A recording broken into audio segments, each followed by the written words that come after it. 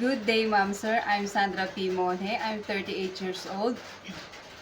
I am married from Nueva Ecija, Philippines. I have one son. He is 9 years old. Um, I have 5 siblings and I'm the youngest. I want to work abroad for our future, especially to my son's education. I have experience working abroad in Singapore for 5 months, but due to circumstances of health, but now I'm good and I'm ready to work again. I also have experience here in Philippines to take good care of elderly for 6 months. He is bedridden and stroke patients, and also have experience working as helper here in Philippines again.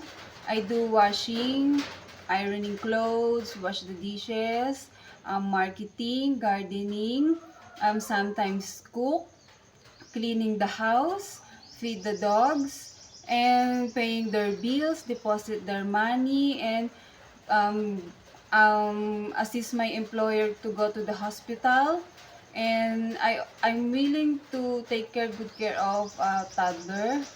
If a toddler is a naughty or have a tantrums, I check her clothes if wet, the diaper if have poop, and her temperature if they have fever, and I immediately change their diaper, clothes, and give them food and the temperature. To my future employer, please give me a chance. I promise to you that I am good girl. I have a big heart, lots of patience, and I treat your family as my family too. Thank you.